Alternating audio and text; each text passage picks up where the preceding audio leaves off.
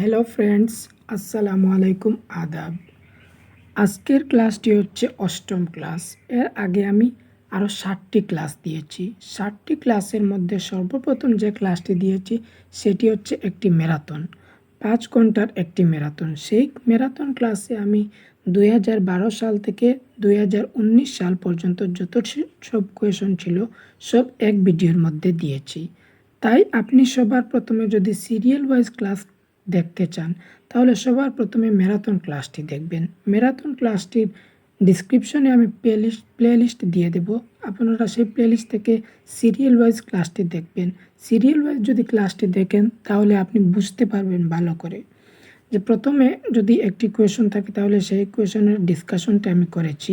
সেভাবে আপনি যদি ম্যারাথনটি থেকে সিরিয়াল ওয়াইজ ক্লাস দেখেন আপনার বুঝতে অনেক সুবিধা হবে। আজকের যে কোয়েশন সেই কোয়েশনের মধ্যে সর্বপ্রথম যে কোয়েশন সেটি হচ্ছে একটি অনুচ্ছেদ লিখে তার ব্যাকরণ, ছেদ, চিহ্ন এবং বানান যাচাই করে নেওয়ার পর্যায়টি হচ্ছে প্রক্রিয়া লিখনের। প্রসেস রাইটিংয়ের যে ধাপ বা স্টেজ, সেই স্টেজগুলি আমি আগে ভিডিওতে বলে দিয়েছি।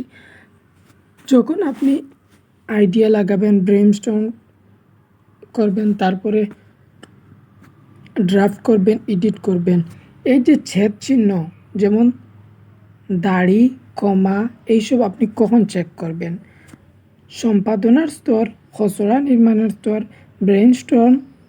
ব্রেইনস্টর্মিং বা সম্ভাব্য বিকল্প ভাবনার স্তর, ফিডব্যাক বা প্রতিপুষ্টি। এটি সবার প্রথমেই আপনি ব্রেইনস্টর্ম করবেন, কিন্তু যখন আপনি ছেদ চিহ্ন বা বানান যাচাই করবেন সম্পাদনার স্তরে, এই যে স্তরগুলো আপনি আগের ক্লাসগুলিতে পেয়ে যাবেন, যে লিখনের স্টেপ আছে সেই স্টেপগুলি আগের ক্লাসের মধ্যে আমি বলেছি। স্কুল পরিদর্শন করতে এসে দেখলেন প্রথম শ্রেণীর বিভিন্ন সেকশনের প্রত্যেকটিতেই ভাষার ক্লাস চলছে। এদের মধ্যে কোনো ভাষা শিক্ষিকা ভাষা শিক্ষণের সবচেয়ে উপযোগী এবং আদর্শ পন্থা অনুসরণ করেছেন। মানে কেউ একজন এসে পরিদর্শক স্কুলের মধ্যে এসে চেক করছেন যে কেমনভাবে পড়াশোনা হচ্ছে। সেই পড়াশোনার মধ্যে একজন ক্লাসের টিচার পড়াচ্ছেন, তার মধ্যে সবচেয়ে ভালো কোনজন পড়াচ্ছেন সেটি বলছে। প্রথম শিক্ষিকা বর্ণগুলি ব্ল্যাকবোর্ডে লিখেছেন, মানে তিনি যে অক্ষর আছে অক্ষরগুলি কী করছেন, ব্ল্যাকবোর্ডে লিখছেন। দ্বিতীয় শিক্ষিকা সুর করে ছড়া পড়াচ্ছেন, গান গাইছেন এবং গল্প বলেছেন। তৃতীয় শিক্ষিকা উদাহরণসহ ব্যাকরণ শেখাচ্ছেন। চতুর্থ শিক্ষিকা শব্দের বানান শেখাচ্ছেন এবং তারপর শ্রুতি লিখন দিচ্ছেন। দ্বিতীয় শিক্ষিকা কি করছেন, সুর দিয়ে ছড়া পড়াচ্ছেন, মানে তালের সাথে তাল মিলিয়ে কবিতাটি পড়াচ্ছেন। তারপরে কি করছেন, তিনি গান গাইছেন এবং গল্প বলেছেন। স্টোরি টেলিং করছেন, গান গাইছেন, সুর করে ছড়া পড়াচ্ছেন। সবথেকে অ্যাক্টিভ অপশন কোনটি? সবথেকে অ্যাক্টিভ অপশন হচ্ছে 2 নম্বরটি। নিচের কোনটি নিপুণ ভারত অনুসারী FLN-এর বিকাশাত্মক লক্ষ্য? এই নিপুণের ফুল ফর্ম আমি আগে ভিডিওতে বলেছি। শিশুদের কার্যরূপে পঠন সক্ষম হওয়া, শিশুদের কার্যরূপে যোগাযোগ স্থাপন সমর্থ হওয়া, শিশুদের কার্যরূপে লিখন সমর্থ হওয়া, শিশুদের নিয়ম নিবিষ্ট শ্রোতা হওয়া। শিশুদের কার্যরূপে যোগাযোগ স্থাপনে সমর্থ হওয়া, তারা যে যোগাযোগ করবে সেই যোগাযোগ স্থাপনে তাদের সমর্থ করতে হবে। FLN-এর সম্পূর্ণ নাম হচ্ছে foundational literacy and numeracy. NEP 2020, NEPর ফুল ফর্ম হচ্ছে ন্যাশনাল এডুকেশন পলিসি 2020। কোন গ্রেড বা স্তরে পড়ার জন্য তৈরি করতে একটি 3 মাসের বিদ্যালয় প্রস্তুতি মডিউল নির্মাণ করেছেন? প্রাক বিদ্যালয়, বালবাটিকা, গ্রেড 1, গ্রেড 2। সেটি হচ্ছে গ্রেড 1।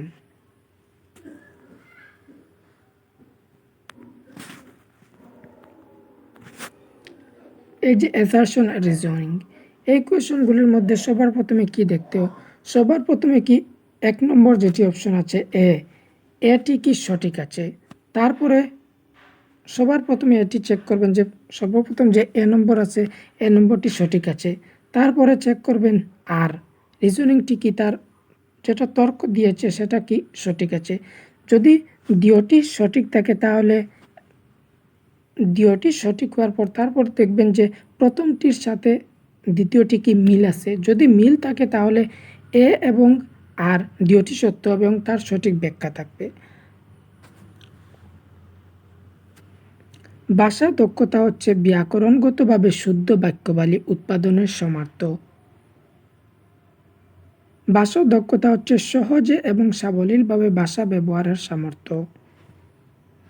এটা কি ডি অপশনটি সঠিক যদি এ এবং আর দুই সত্য এবং আর হচ্ছে এর সঠিক ব্যাখ্যা। এ কি বির সঠিক ব্যাখ্যা করছে। এ এবং আর দুই সত্য কিন্তু আর এর সঠিক ব্যাখ্যা নয়, মানে এ এবং আর দুইটি সঠিক ব্যাখ্যা কিন্তু আর যেটা আছে সেটা এর কথা ব্যাখ্যা করতে পারছে না। এ সত্য কিন্তু আর ভুল, মানে এ অপশনটি সঠিক আছে কিন্তু আর ভুল আছে। এ ভুল কিন্তু আর সত্য। এ অপশনটি ভুল কিন্তু আর অপশনটি সত্য। এখানে কি বলছে ভাষা দক্ষতা হচ্ছে ব্যাকরণগতভাবে শুদ্ধ বাক্যাবলী উপাদানের সামর্থ্য। ভাষার যে দক্ষতা আছে সেটাকে ব্যাকরণভাবে শুদ্ধ করতে বলতে হবে, সেটা তো হবে না। তার মানে এ অপশনটি কি হচ্ছে, এ অপশনটি গলত। ভাষা দক্ষতা হচ্ছে সহজে এবং সাবলীলভাবে ভাষা ব্যবহারের সামর্থ্য। ভাষার যে দক্ষতা যাতে আপনি সহজে সাবলীলভাবে বলতে পারেন বা ব্যবহার করতে পারেন। আর অপশনটি সঠিক। এ ভুল কিন্তু আর সত্য।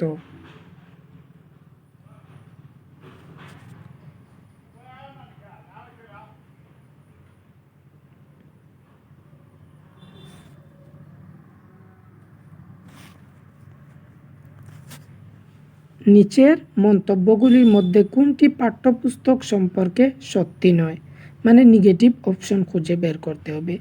এটি হচ্ছে পাঠ্যক্রম বা সিলেবাসকে বাস্তবায়িত করার প্রধান কার্যকর হাতিয়ার। এটি সাহিত্যে বিভিন্ন রূপকে উপস্থাপিত করে। এটি পাঠ্যক্রম বা কারিকুলামের উদ্দেশ্য পূরণে সহায়তা করে। এটি শিক্ষা সংক্রান্ত কার্যাবলীর পরিকল্পনা। নেগেটিভ অপশনটি হচ্ছে 4 নম্বর, এটি শিক্ষা সংক্রান্ত কার্যাবলীর পরিকল্পনা। একজন শিক্ষক মনে করেন যে শিক্ষার্থীদের বাবা মায়েরা শিক্ষণ কর্মের এক গুরুত্বপূর্ণ অংশীদার এবং তাদের এ ব্যাপারে সম্পৃক্ত রাখা এবং নিয়মিত যোগাযোগের মধ্যে ধরে রাখা উচিত। এটা হতে পারে তাদের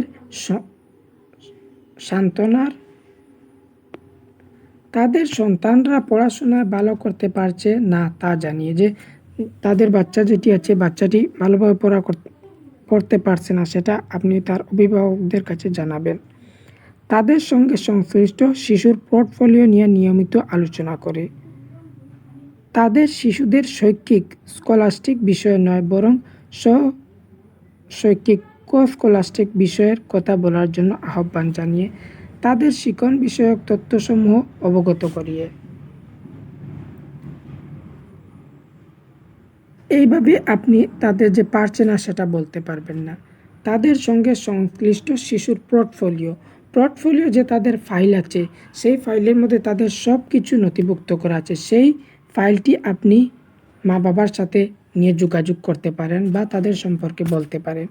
তাদের স্কলাস্টিক হচ্ছে সিলেবাস, যেমন বইয়ের মধ্যে যা কিছু আছে বা আপনার সিলেবাসের মধ্যে যা কিছু আছে সেই বিষয় নয়, মানে স্কলাস্টিকের বিষয়ে আপনি বলবেন না। সহশৈক্ষিক মানে স্কলাস্টিক বইয়ের বাইরে যে স্কুলের মধ্যে যেসব অ্যাক্টিভিটি করানো হয় সেটি হচ্ছে স্কলাস্টিক, খেলাধুলা বা কোনো অ্যাক্টিভিটি সেটার কথা বলবেন। আর সিলেবাস ক্রমে যে আছে সেটি বলবেন না, সেটি হবে না।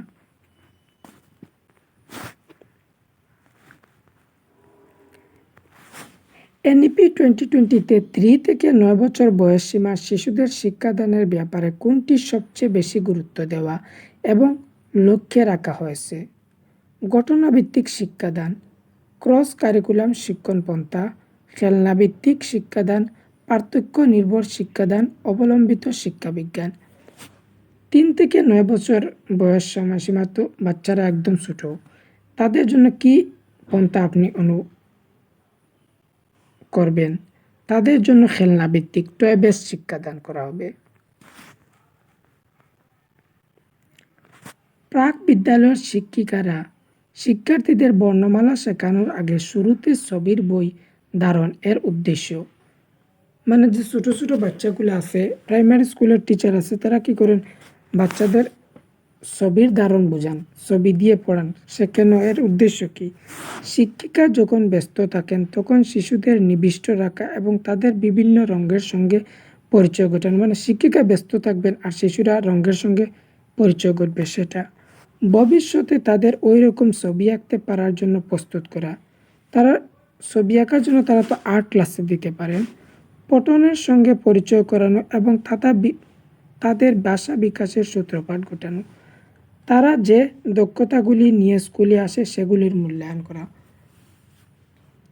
তারা যে দক্ষতা নিয়ে আসে সে মূল্যায়ন করবেন কি সেটা না, পঠনের সঙ্গে পরিচয় করান, তাদের রিডিংয়ের সঙ্গে তাদের পরিচয় করাবেন, আর তাদের যে ভাষার বিকাশ আছে সেটা ভাষার বিকাশ করবেন।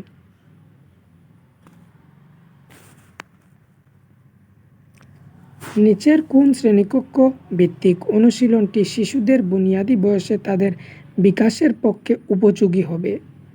প্রতিদিন 5টি করে কঠিন শব্দের সঙ্গে পরিচয় করানো।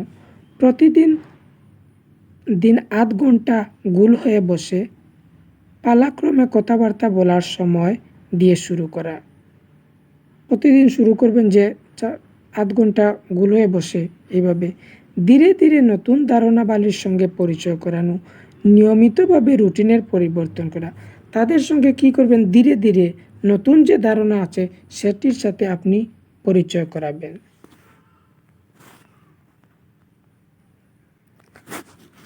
প্রাথমিক শিক্ষার ক্ষেত্রে পাঠ্যক্রমের অন্যান্য বিষয়ের মাধ্যমে ভাষা শিক্ষণটি ভাবনাটি গুরুত্বপূর্ণ, মানে ল্যাঙ্গুয়েজ অ্যাক্রস দি কারিকুলাম। ল্যাঙ্গুয়েজ অ্যাক্রস দি কারিকুলাম হচ্ছে, যেমন আপনি বাংলা পড়াচ্ছেন, বাংলা পড়ানোর সময় আপনি ইংরেজি থেকে উদাহরণ দিচ্ছেন, কিংবা তো বিজ্ঞান পড়াচ্ছেন, বিজ্ঞান পড়ানোর সময় আপনি হিস্ট্রি থেকে উদাহরণ দিচ্ছেন। এইসব হচ্ছে ল্যাঙ্গুয়েজ অ্যাক্রস কারিকুলাম। বিভিন্ন অর্থোদ্যোগ পরিপ্রেক্ষিতে সবচেয়ে ভালোভাবে ভাষা অর্জন করা যায় এবং সেই দিক থেকে সমস্ত শিক্ষাই এক অর্থে ভাষা শিক্ষা। সমস্ত শিক্ষাই এক অর্থে ভাষা শিক্ষা। এইখানে ল্যাঙ্গুয়েজ অ্যাক্রস দি কারিকুলামের কথা বলা হচ্ছে, ঠিক আর অপশনেও সেই কথা বলা হচ্ছে, মানে দুইটির সাথে একটি আরেকটির সাথে মিল রয়েছে। এ এবং আর উভয় সত্য, মানে দুইটি সত্য এবং আর হচ্ছে এর সঠিক ব্যাখ্যা।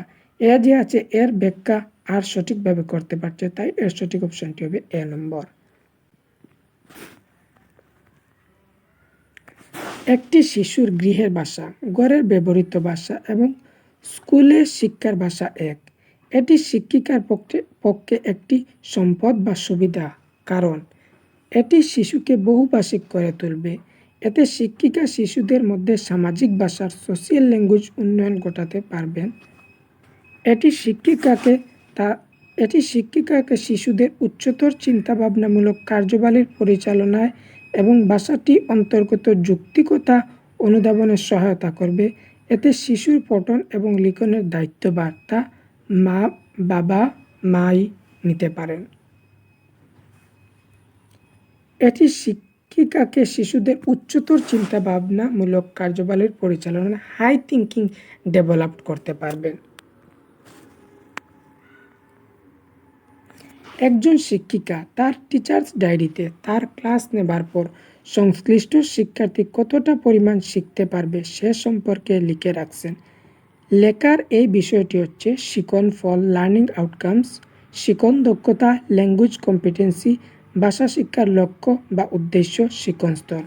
টিচার্স কী করেছেন, পড়ানোর পর তার যে ডায়েরি আছে সেই ডায়েরিতে শিক্ষার্থী যে কতটুকু পরিমাণ শিখতে পারবে সে সম্পর্কে তিনি তার নিজের ডায়েরিতে লিখছেন। সেখানে কি করছেন, তিনি যে লার্নিং আউটকাম সেটি লিখছেন, শিখন ফলটি। লক্ষ্য প্রাপ্তির পরিকল্পনা হিসাবে বহুভাষিকতা, মাল্টিলিঙ্গুয়ালিজম এজ এ স্ট্র্যাটেজি বলতে বোঝায় স্কুলে অনেক ভাষা শেখানো, সকল শিক্ষার্থীর মাতৃভাষায় শিখন। শিক্ষার্থীদের নিজস্ব ভাষাগুলিকে ব্যবহার করা, শিক্ষার্থীদের বিদেশি ভাষা শিখতে সাহায্য করা। মাল্টিলিঙ্গুয়ালিজম হচ্ছেই শিক্ষার্থী যে তাদের নিজের ভাষা আছে সেই ভাষাটি ব্যবহার করা। একটি ক্লাসে বিভিন্ন ভাষা স্টুডেন্ট থাকেন, সেই যে তাদের নিজের ভাষা ব্যবহার করবেন সেটি হচ্ছে মাল্টিলিঙ্গুয়ালিজম। মাল্টিলিঙ্গুয়ালিজম এজ এ রিসোর্স বা অ্যাসেট। একটি শিশু স্কুলে আসতে যেতে যেসব সাইনবোর্ড, প্লেকার্ড, লেবেল, মোড়ক ইত্যাদি মুদ্রণ রূপগুলির সামনাসামনি হয় সেগুলি লক্ষ্য করে এই পর্যবেক্ষণ এবং যোগাযোগ ভাষা শিক্ষকের শিশুটির কিসের দক্ষতা গড়ে তোলার জন্য সাহায্য করবে? অঙ্কনের, ড্রয়িংয়ের, পঠনের, রিডিংয়ের, শ্রবণের, লিসেনিংয়ের, বর্ণপরিচয়, চিত্রাঙ্কনের। সেখানে তো প্রিন্টিংয়ের কথা কোনো কিছু বলছে না। যখন একটি বাচ্চা স্কুলে যাওয়ার সময় রাস্তার মধ্যে একটি সাইনবোর্ড দেখবে বা কোনো লেবেল লাগানো দেখবে, কোনো মোড়ক দেখবে, যে কোনো একটি বস্তু দেখবে, সেখানে যে সাইনবোর্ডে লেখা থাকবে, লেখার সময় সে কী করবে? সে পড়বে। তার কিসের দক্ষতা সে সময় বাড়বে? তার যে রিডিং দক্ষতা আছে, পঠনের যে দক্ষতা আছে সেটি বাড়বে।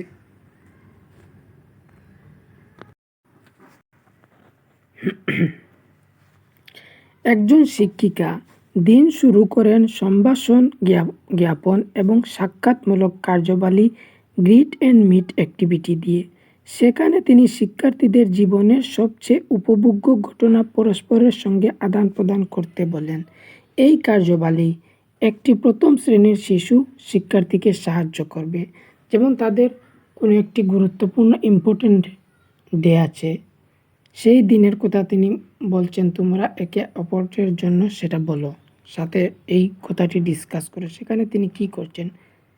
স্থূল স্নায়বিক দক্ষতা, গ্রস মোটর স্কিল আয়ত্ত করবে।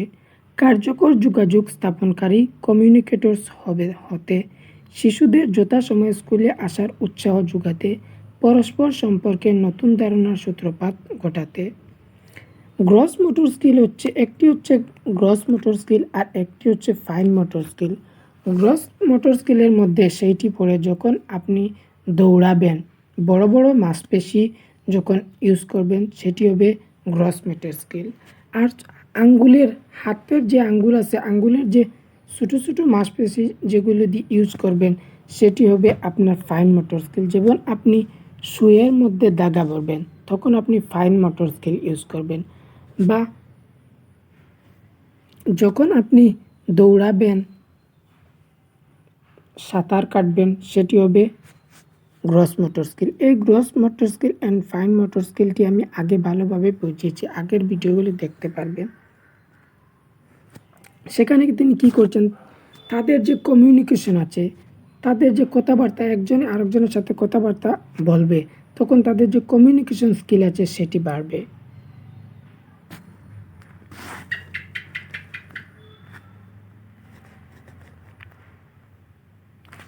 কোন ভাষা অসচেতনভাবে অর্জিত হয়?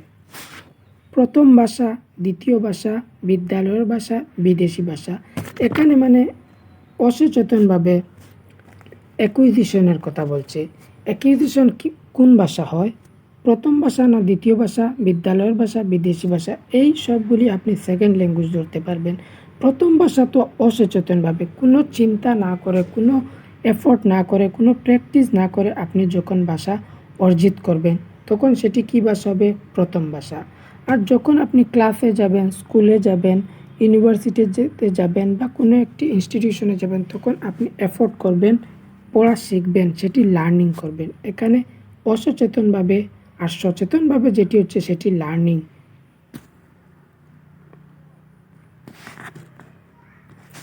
একজন শিক্ষিকাকে অবশ্য 3 থেকে 9 বছর বয়সী শিশুদের মূল্যায়নের ব্যবস্থা করতে হবে।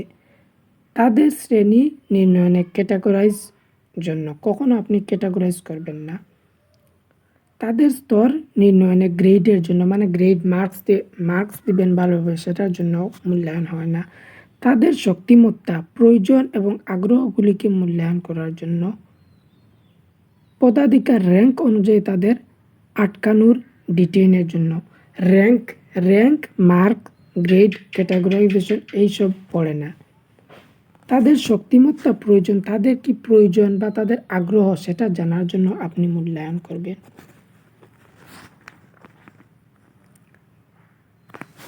তৃতীয় গ্রেড, গ্রেড 3 শিক্ষণের একটি গুরুত্বপূর্ণ পর্যায়, কারণ এই পর্যায়ে তাদের স্থানান্তর ঘটে লিখতে শেখা, লার্ন টু রাইট থেকে, মানে ক্লাস 3 কথা বলছে। শেখার জন্য পড়া, রিড টু লার্ন, পড়তে শেখা, লার্ন টু রিড থেকে শেখার জন্য পড়া, রিড টু লার্ন, পড়তে শেখা থেকে লেখার জন্য পড়া, রিড টু রাইট, লিখতে শেখা,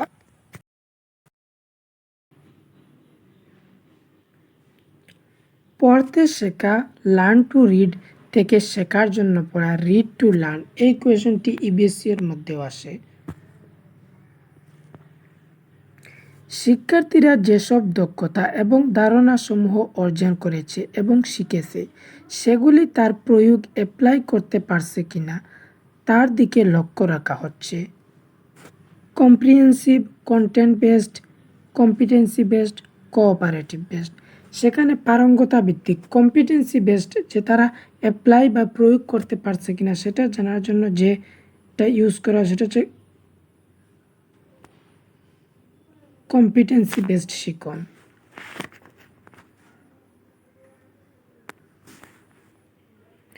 একটি শিশু বলেছে, আমার জন্য ওয়েট করো না, আমি লেট হতে পারি।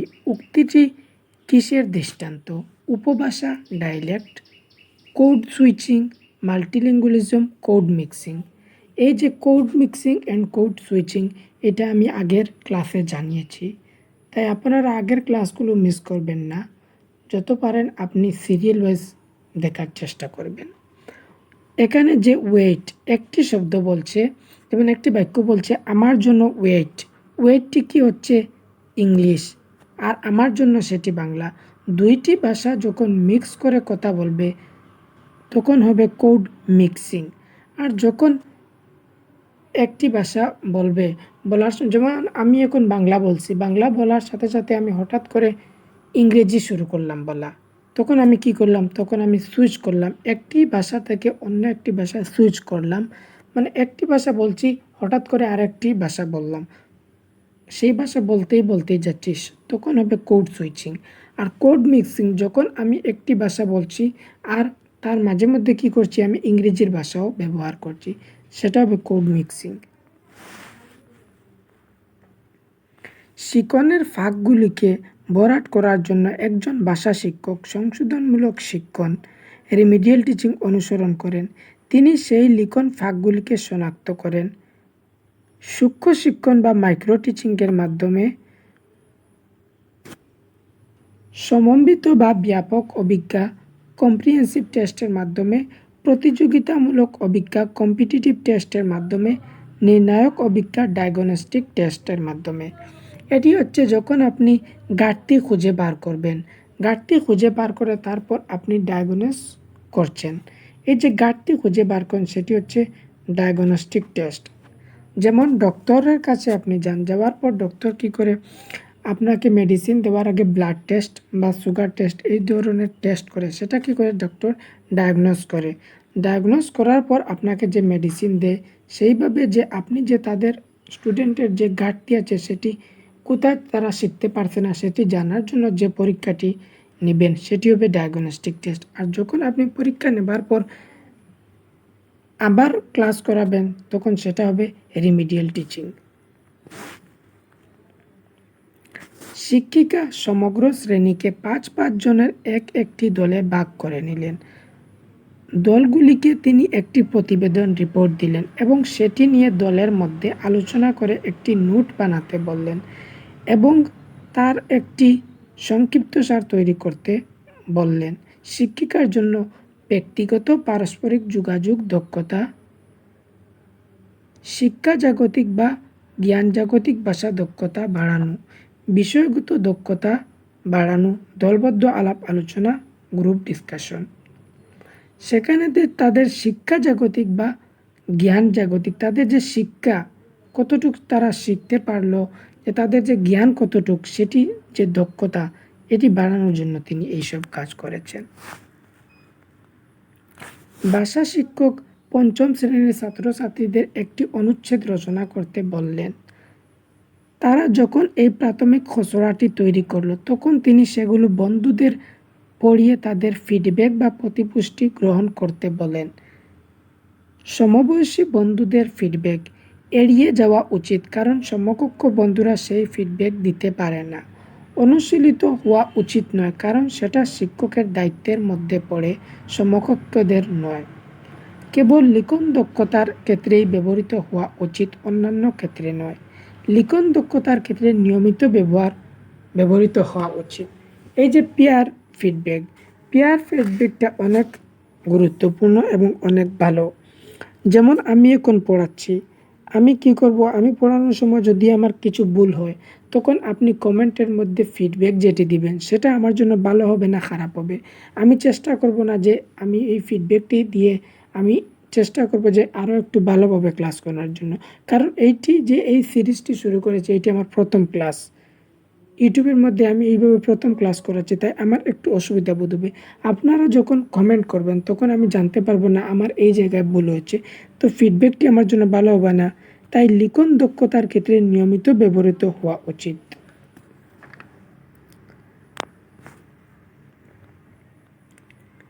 খেলার মাঠে, ফোনে অথবা অন্যান্য লোকদের সঙ্গে সামাজিক যোগাযোগ ব্যবহৃত ভাষা হচ্ছে সমাজ ভাষার অংশ,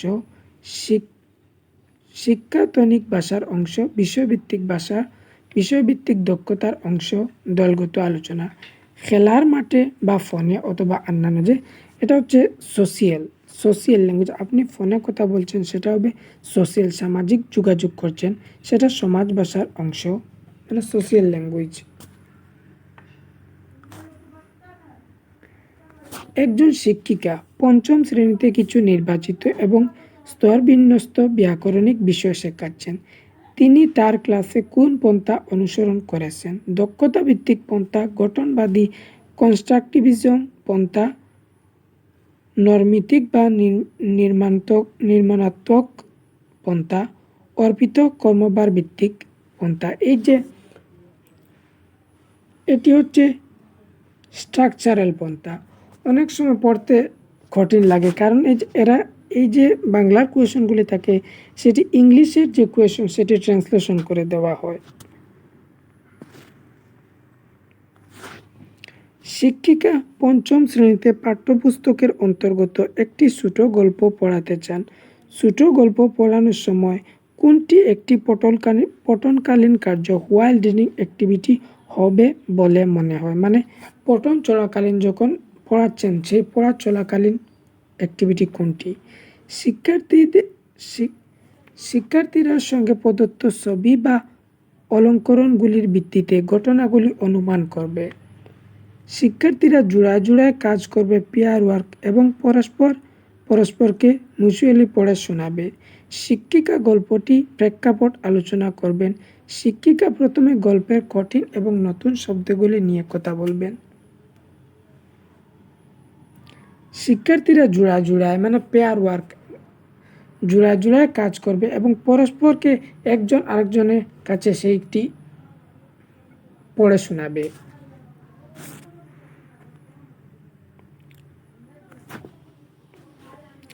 শ্রেয়া নতুন শব্দাবলীর শ্রুতি লিখনে ভালো ফল করল।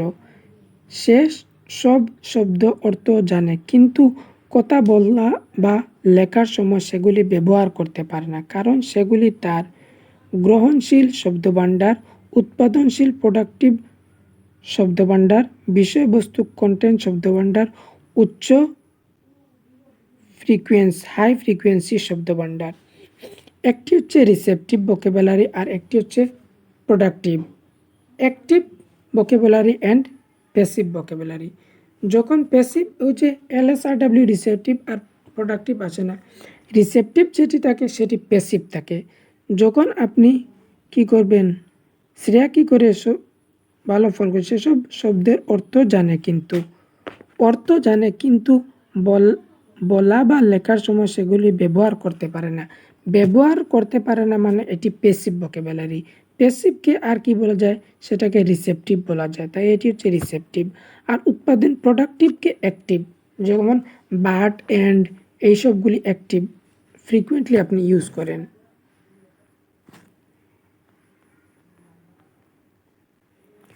বুনিয়াদী স্তরের পক্ষে কোন দক্ষতাগুলি জাতীয় শিক্ষানীতি এনইপি 2020 সর্বাধিক গুরুত্বপূর্ণ মনে করেছে? বুনিয়াদী পঠন এবং লিখন দক্ষতা, বুনিয়াদী সাক্ষরতা এবং সাংখ্যিক দক্ষতা, বুনিয়াদী সাংখ্যিক দক্ষতা, বুনিয়াদী কথন দক্ষতা, সাক্ষরতা এবং সাংখ্যিক দক্ষতা, ফাউন্ডেশন লিটারেসি অ্যান্ড নিউমারেসি। আপনি যখন আপনার উদ্দিষ্ট শিক্ষার্থীদের উপযোগী করার জন্য কোনো অনুশীলন বা পাঠকে পরিবর্তন করে নেন, তখন সেটিকে বলা হবে পরিগ্রহণ, অ্যাডপ্টিং, অভিযোজনা, অ্যাডাপ্টেশন, মূল্যাঙ্কন, ইভ্যালুয়েশন, পর্যালোচনা। ধরুন আপনি একটি স্কুলে পড়াতে যান, পড়ানোর সময় আপনি যে জিন্স টপ এইসব ব্যবহার করছেন বা ইনফর্মালভাবে ড্রেস লাগিয়ে ইনফর্মালভাবে আপনি যাচ্ছেন ড্রেস লাগিয়ে, কিন্তু যখন আপনি স্কুলে গিয়ে দেখবেন যে স্কুলের অন্যান্য টিচাররা কী করছে, একটি ফর্মাল ড্রেস পরে যাচ্ছে, সবাই এক রকমের ড্রেস লাগাচ্ছে, তখন যে আপনি তাদের সাথে যোগ হয়ে যে ঠিক করবেন, সেটি আপনি অ্যাডাপ্টেশন হবেন। এইভাবে আপনি যখন আপনার উদ্দিষ্ট শিক্ষার্থীদের উপযোগী করার জন্য কোনো অনুশীলন বা পাঠকে পরিবর্তন করে নেন, সেই যে স্থিতি আছে সেই পরিস্থিতির জন্য আপনি কী করেন, অনুকূলন করেন, সেটি হচ্ছে অভিযোজনা বা অ্যাডাপ্টেশন।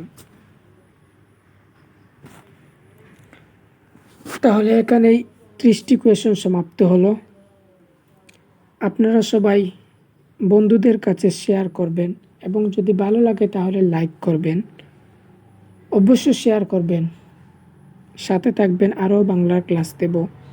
আর কেমন হয় সেটা আপনি ফিডব্যাক দিবেন, কারণ আমি ফিডব্যাক থেকে জানতে পারবো আমার কোথায় গলতি আছে।